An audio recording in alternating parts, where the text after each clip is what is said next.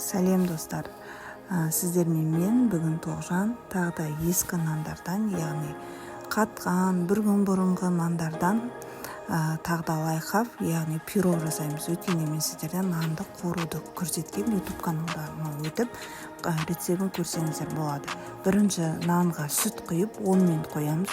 10 минуттан кейін вилкамен майдалап, тағы да үстіне сүт құйып қоямыз. Осылай сүт құйып қоямыз.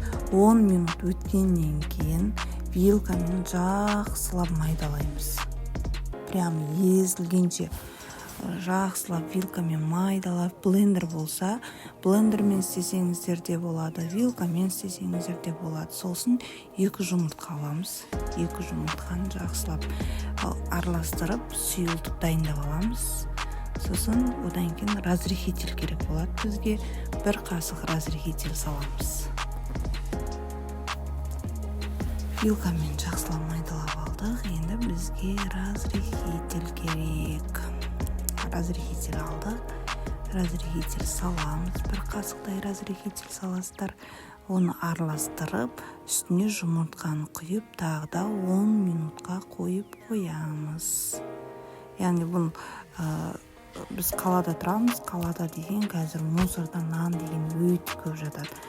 Нанды қаншалықты қатқан нанды далаға тастаған сайын сіздердің ырзық несібелеріңіз төмендей береді. Сол үшін сухарик қойып, или жаңағы шайға кішкене пиязбен қуырып, немесе осы 2 жұмыртқамен пирог жасап, дәмді өте ыстық шайға арналған пирог жасауға да болады. Әртүрлі әдістермен. Осылай қоп қоямыз, 10 минут тұрады. 10 минутта наған жұмыртқа нанға сіңу керек. Өздеріңіздің қалауларыңызға құмшекер сепсеңіздер болады. Или ваниль қоссаңыздар тоже дәм әдемі болады. Мына жерде алдық, араластырып жатырық. Мына жерде уже жібіді. Енді үстіне сгущенка құямыз. Сгущенка құйсаңыз да болады, құймасаңыз да болады. Мен кішкене тәттілік көптеу болсын деп, өткен менің ұлдарым өте тәттіні жақсы көреді. Мынау менде 22 сантиметрлік, диаметр сантиметрлік таба. Осылай май жағып аламыз астына, өткен жаңағы жабысып қалмас үшін.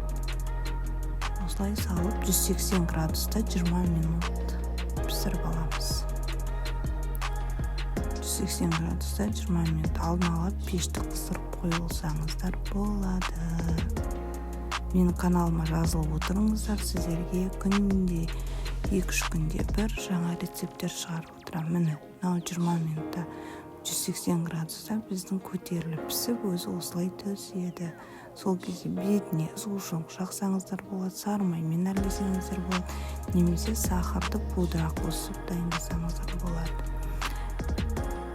Сіздер менімен болғандарыңызға рахмет. Жасап көріңіздер, каналыма жазылып лайк басып кетіңіздер. Ас болсын.